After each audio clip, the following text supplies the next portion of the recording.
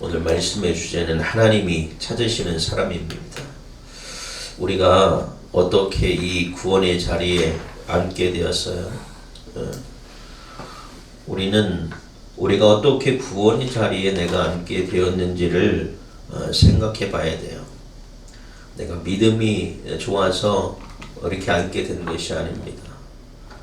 내가 잘나서 이 구원의 자리에 앉게 된 것이 아니에요. 또 처음 믿게 된 사람들은 처음부터 믿음이 좋은 사람이 없잖아요.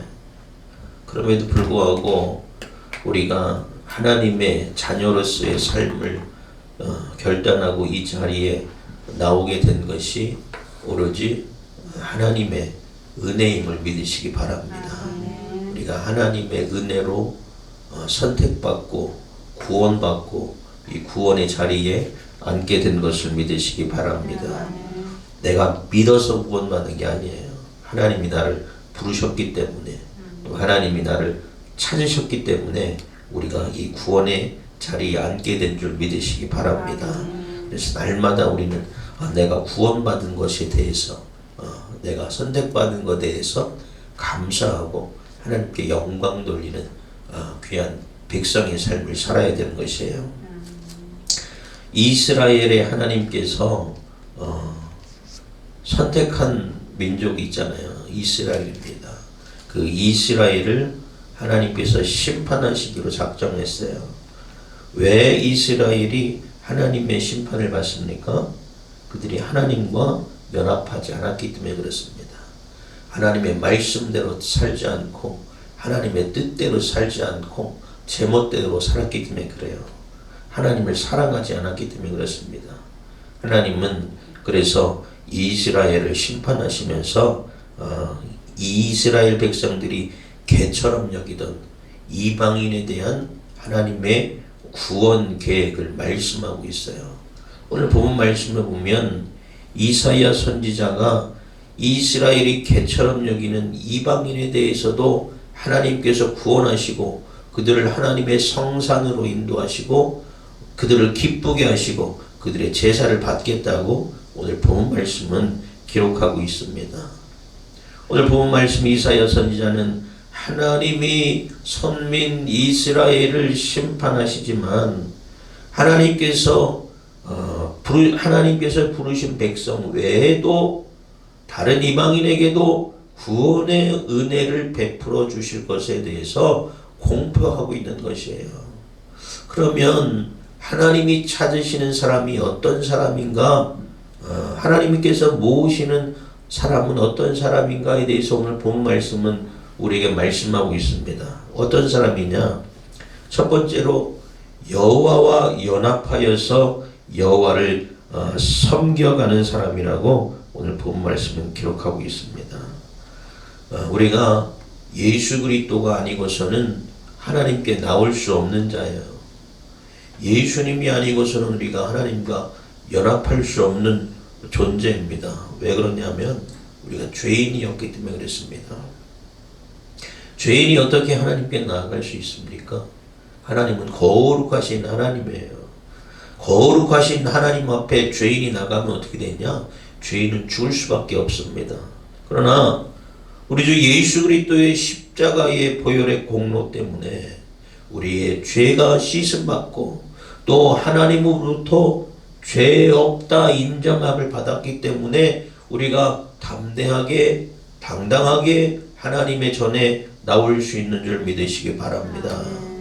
죄인된 우리를 예수 그리스도 때문에 예수 그리스도의 십자가의 은혜 때문에 하나님이 우리를 하나님의 자녀 삼아 주시고 하나님의 백성 삼아 주신 것이에요.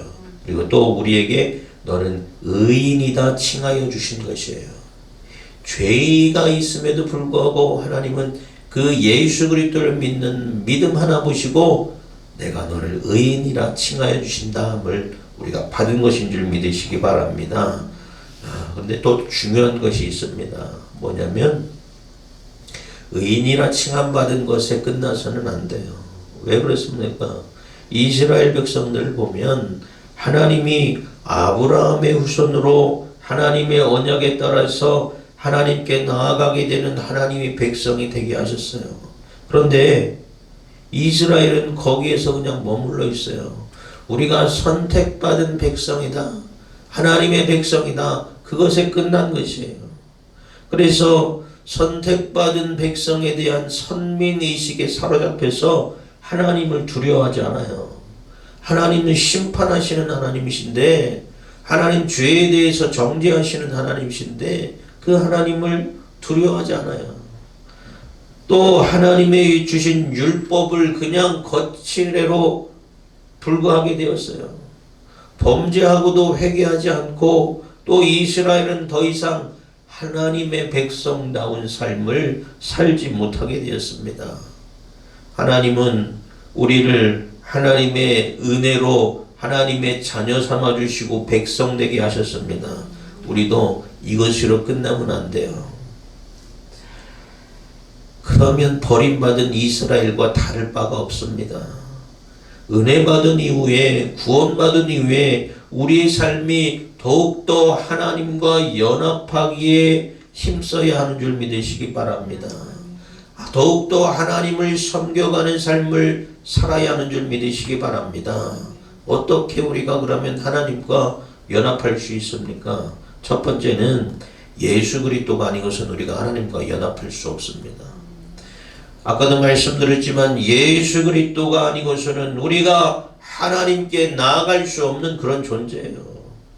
하나님은 우리가 예수 그리스도를 믿는 믿음을 보시고 우리를 하나님의 자녀 삼아 주셨다고 그랬어요. 또 하나님의 백성이 되게 하셨다고 했어요. 그러므로 우리는 예수 그리스도를 꼭 붙잡는 여러분 되시길 바랍니다. 우리가 기도할 때 어떻게 기도합니까? 예수 그리스도의 이름으로 기도합니다 라고 해요. 뭡니까? 예수 그리스도의 이름과 그 능력과 은혜를 의지하여서 우리가 하나님께 기도하는 것이에요. 우리 스스로 하나님께 기도할 수 없어요. 예수 그리스도의 이름을, 그 능력을 의지하지 않고서는 하나님께 나아갈 수 없고 기도할 수도 없는 그런 존재입니다. 그러므로 예수 그리스도의 이름의 능력과 은혜를 믿고 의지하는 여러분 되시기 바랍니다. 그래야 우리가 하나님과 연합한 삶을 살아갈 수 있어요. 예수 그리스도 아니고서는 하나님께 절대로 나아갈 수 없어요. 그래서 우리가 이단인가 이단이 아닌가 볼 때는 예수 그리스도를 구주로 믿고 있는가 믿지 않는가 판별해 볼 수가 있어요. 하나님이 예수 그리스도의 이름 외에는 우리에게 다른 것을 주신 적 없어요. 그러므로 온전히 예수 그리스도의 이름을 붙잡고 의지하고 하나님께 나와 하나님과 연합하는 삶을 살아가는 여러분 되시기 바랍니다. 두 번째는 성령의 인도하심 받아야 돼요. 선민 이스라엘이 어떻게 했어요? 자기들 멋대로 했습니다. 또 자기의 의를 의지해서, 자신의 능력을 의지해서 하나님을 섬기다 보니까 잘못된 방향으로 그들의 삶이, 그들의 신앙이 나갔던 것이에요. 우리의 육체를 의지한다는 것이 얼마나 보잘것없는지 몰라요. 아무리 지혜가 많고 지식이 많고 배운다 한들 그것을 의지하여서 구원받는 길로 나아갈 수 없습니다. 성령의 인도하심 받고 성령을 의지하여서 나가야 하는 줄 믿으시기 바랍니다. 우리 육체는 보잘것이 없어서 죽으면 썩어서 없어질 것이에요. 또 육체의 소욕과 욕망들이 얼마나 많습니까? 그것들이 우리를 죄짓게 합니다. 영이신 하나님과 연합하고 그 하나님을 잘 섬겨가려면 우리가 우리 안에 있는 육체의 소욕들, 욕망들을 다 누르고 영적인 삶을 살아야 합니다. 영적인 삶을 잘 살기 위해서는 하나님의 영으로 우리의 심령의 체험을 받아야 돼요. 하나님의 영으로 체험받는 여러분 되시기 바랍니다. 성령의 인도하심을 받아 살아가는 여러분 되시기 바랍니다. 하나님의 영으로 우리가 인도함 받아야 우리가 하나님을 온전히 섬겨갈 수가 있는 것이에요. 예수 그리스도도, 예수님도 제자들에게 너희가 부활의 증인으로 살기 위해서는 어떻게 하라고 했어요? 성령 받으라고 했습니다. 육체를 의지하면 실패하고 낙심하고 절망할 수밖에 없지만 성령 안에서 살아가는 우리에게 능력 주시는 자 안에서 우리가 모든 것을 할 수 있게 되는 줄 믿으시기 바랍니다. 하나님도 온전히 섬겨가려면 우리가 성령 받아야 돼요. 그래서 성령을 구하고 성령의 인도하심 받아 살아가는 여러분 되시기 바랍니다. 두 번째로 하나님께서 찾으시는 사람은 어떤 사람이에요? 여호와의 이름을 사랑하며 그의 종이 되는 사람이라고 그랬어요. 마태복음의 12장 보면 한 서기관이 예수님께 묻습니다. 모든 계명 중에 첫째가 되는 계명이 무엇입니까? 예수님이 말씀하셔요. 주 곧 우리 하나님은 유일한 주시라. 내 마음을 다하고 목숨을 다하고 뜻을 다하고 힘을 다하여 주 너의 하나님을 사랑하라 라고 말씀하셨어요. 여러분, 하나님을 사랑하는 자, 그 사람을 하나님께서 기뻐하시는 줄 믿으시기 바랍니다. 그러한 자를 찾아서 구원의 은혜와 하나님의 형통의 복으로 축복해 주시는 하나님인 줄 믿으시기 바랍니다. 그러면 하나님을 사랑한다는 건 뭡니까? 하나님을 사랑한다는 것은 하나님만 섬기고 하나님만 경배한다는 말입니다. 하나님은 유일하신 하나님이시잖아요. 또 십계명에 보면 하나님은 질투하시는 하나님이라고 했어요. 때문에 우리가 다른 신을 섬기지 말고 오직 하나님만 섬기고 하나님께 경배하는 여러분 되시기 바랍니다. 십계명에 통해서도 하나님은 이스라엘과 계약을 맺으실 때에 말씀하셨어요. 그런데 이스라엘은 어떻게 했습니까? 하나님만 섬기지 않았어요. 각종 우상들을 만들어서 섬겼습니다. 또 하나님보다 물질을 더 사랑했어요. 또 각생의 욕망에 따라서 이끌어서 하나님을 보다 더 사랑하는 것들이 더 많았어요. 사랑하는 여러분, 우리도 하나님의 백성으로서 또 하나님의 자녀로서 하나님을 사랑한다고 말하면서 내가 하나님보다 더 사랑하는 것이 있지 않는지 우리 스스로 한번 돌이켜 봐야 돼요. 내가 하나님보다 더 사랑하는 것이 있다면 그것이 바로 우리의 우상이에요. 정말 많은 사람들이 그런데 하나님보다 물질을 더 많이 사랑하는 사람들이 많이 있습니다. 또 하나님보다 자식이 더 우선이고 자식을 더 사랑하는 사람들이 많이 있어요. 정말 많은 사람들이 하나님보다 자신의 시간과 자신의 물질과 또 자신의 쾌락을 위해서 하나님이 뒷전으로 물려날 때가 더 많다는 것이에요. 그것들이 하나님 보시기에 우리의 우상이 되는 줄 믿으시기 바랍니다. 그래서 이러한 사람은 더 이상 하나님을 사랑한다 말할 수 없어요. 그런 사람은 하나님이 찾으시는 사람도 아닙니다. 두 번째로 하나님을 사랑하는 사람은 하나님께만 충성하는 사람이에요. 여러분, 하나님께만 충성할 수 있는 여러분 되시기 바랍니다. 또 세 번째, 하나님 사랑하는 사람은 하나님만 신뢰하고 의지하는 사람이에요. 또 네 번째는 하나님의 말씀에 순종하는 사람입니다. 다섯 번째는 하나님을 사랑하는 사람은 하나님을 더 깊이 알아가고 또 깊은 교제를 하기를 원하는 사람이에요. 사랑하는 여러분, 이 다섯 가지 중에서 여러분 한 가지라도 해당되는 게 있습니까? 한 가지라도 해당되는 사람은요, 다섯 가지 다 가능한 사람이에요. 여기서 한 가지라도 부족한 사람은요, 다섯 가지 다 채울 수 없는 사람이에요. 여러분, 한 가지도 못하는 그런 사람이 아니라 한 가지라도 채워서 나머지를 다 이루어가며 하나님이 기뻐하시는, 하나님이 찾는 사람이 되어지기를 주님의 이름으로 축원합니다. 그래서 예수님이 뭐라고 말씀하셨어요? 내 마음을 다하고 또 목숨을 다하고 뜻을 다하여서 힘을 다하여서 주 너의 하나님을 사랑하라 말씀하신 것이에요. 하나님을 사랑하는 것이 이렇게 힘든 일이에요. 그러나 하나님이 우리를 그렇게 사랑하셨어요. 우리가 한눈을 팔지 말고 어떠한 환난이나 또 어떠한 고난이나 어떠한 핍박 가운데서도 끝까지 포기하지 않고 인내하여서 천국에 이르려면 하나님을 붙잡고 예수 그리스도가 성령의 인도하신 대로 따라 살아가기에 힘써야 되는 줄 믿으시기 바랍니다. 또 세 번째, 하나님이 찾으시는 사람은 안식일을 지켜 더럽히지 아니하며 하나님과의 언약을 굳게 지키는 사람입니다. 안식일이라는 건 뭐냐면 일을 중지하다, 행동을 멈추다, 휴식하다라는 그런 의미를 가집니다. 하나님이 천지를 창조하실 때에 여섯째 날까지는 천지를 창조하시고 일곱째 날에는 뭐 하셨어요? 창조 사역을 멈추시고 쉬셨다고 창세기에는 기록하고 있습니다. 이것이 그걸 통해서 여섯째 날까지 일하고 일곱째 날 쉼을 통해서 천지 창조 사역이 완성이 된 것이에요. 그러면서 그 일곱째 날에는 뭘 하셨냐면 그날을 거룩히 구별하고 복 주셨다라고 말씀하고 창세기 2장에 말씀하고 있습니다. 안식일은 이같이 하나님의 뜻을 쫓아 피조물의 노래도 모든 일을 멈추고 그날을 구별하여서 거룩하게 지키는 날이 되는 줄 믿으시기 바랍니다. 예수 그리스도의 이후에는 우리가 안식일 개념이 주일로 바뀌었죠. 안식일의 주인이 되신 그 예수 그리스도께서 부활하신 날, 그날을 우리가 주일이라고 합니다. 그래서 우리가 주일을 잘 지켜요.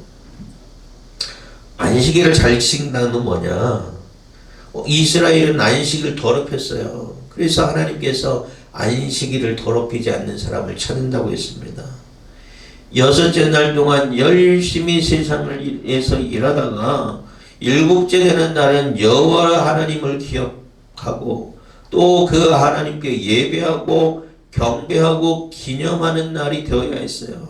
그런데 이스라엘이 전심으로 여호와 하나님을 사랑하지 않았을 뿐만 아니라 율법과 계명으로 갖가지 안식일에 대한 제한 율법만 만들어 놓고 안식일의 의미를 퇴색해 버렸어요. 오로지 그들이 우상 숭배에만 몰두하게 되었다는 것입니다.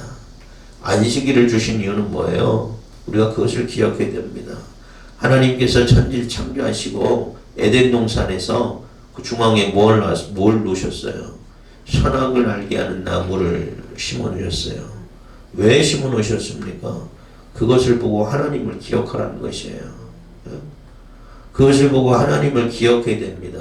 우리가 다 할 수 있지만 너 할 수 있는 거 없는 것이 있어요. 바로 선악과 열매는 따먹지 말라는 것이에요. 그것이 하나님의 명령입니다. 하나님이 안식일을 주신 이유는 이 하루는 하나님을 기억하라. 세상에서 너희들이 바쁘게 세상을 살아가지만 안식일에는 하나님을 기억하고 하나님을 기념하고 하나님을 경배하고 하는 하나님의 백성의 삶을 살아야 된다는 것이에요. 그래서 하나님은 그 날을 거룩하게 하시고 복 주셨다고 말씀하고 있습니다. 안식일을 준수하는 것은 유대인들이 여호와를 율법을 준수하는 것의 대표성을 갖고 있어요. 그러나 이스라엘의 멸망의 원인이 뭡니까? 이스라엘의 심판의 원인이 뭐였어요? 우상 숭배하고 혼합주의와 또 하나님의 정의가 무너져 내렸어요. 그래서 하나님을 버린 것이나 마찬가지로 그들의 삶이 되었다는 것입니다. 오늘 우리는 주님의 구원을 완성하신 부활의 날, 그날을 기념하며 또 주일 예배를 드리며 하나님을 기뻐하고 있습니다. 참된 안식일은 주님과 함께하는 것이에요. 쉼은 주님 안에서 있으니 주님을 믿는 우리가 참된 안식 안에서 주일뿐만 아니라 매일 주님이 주권을 인정하며 또 주의 인도와 주의 뜻을 따라 즐겁게 살아가는 날이 되어야 하는 것입니다. 여러분, 하나님께서 이렇게 찾으시는 사람이 있습니다. 그런 사람을 어떻게 하신다고 그랬어요? 하나님의 성산으로 인도하여 주신다고 그랬어요. 하나님의 성산이 뭐예요? 오늘날 보는 교회를 말합니다. 하나님께서 찾으시는 사람, 충성된 사람을 인도하시는 이유가 있어요. 뭡니까? 하나님이 그런 사람에게 기쁨을 주신다고 그랬어요. 사랑하는 여러분, 하나님께 나오는 자, 하나님의 성산에 머무는 자, 그러한 자에게 하나님께서 기쁨을 주시는 줄 믿으시기 바랍니다. 세상에서 염려할 것 많고 근심될 것 많지만 하나님 안에 있을 때에 우리가 담대할 수 있고 기뻐할 수 있고 평안할 수 있는 줄 믿으시기 바랍니다. 하나님께 내어 맡길 수 있는 여러분 되시기 바랍니다. 세상이 줄 수 없는 평강과 기쁨을 하나님의 성산에서 하나님께서 주시는 줄 믿으시기 바랍니다. 그래서 우리가 하나님께서 찾으시는 사람, 그 은혜 가운데 주시는 풍성한 은혜를 누릴 수 있는 여러분이 되시기를 바랍니다. 또 하나님께서 왜 찾으신다고 그랬어요? 하나님께서 예배 받으신다고 그랬어요. 7절 말씀에 보면 내가 곧 그들을 나의 성산으로 인도하여 기도하는 내 집에서 그들을 기쁘게 할 것이며 그들의 번제와 희생을 나의 제단에서 기꺼이 받게 되리니 라고 했습니다. 얼마나 말하면 예배를 받게 된다는 것이에요.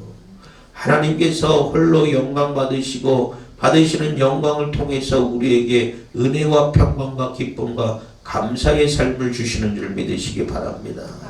하나님께 충성하는 사람, 하나님께서 찾으시는 사람에게 이러한 은혜가 있는 줄 믿으시기 바랍니다. 그래서 하나님의 집은 뭐예요? 만민이 기도하는 집이라 일컬음을 받게 된다고 했어요. 유대인들에게만 이스라엘 백성에게만 제한되었던 하나님의 집이 이제는 우리에게도 임하여서 우리가 하나님의 집에서 기도할 수 있고 예배할 수 있고 찬양할 수 있고 또 하나님의 주시는 은혜와 기쁨을 누리게 된 줄 믿으시기 바랍니다. 여러분, 하나님께서 우리를 모으시기 위해서 예수 그리스도를 통해서 많은 희생을 주셨고요.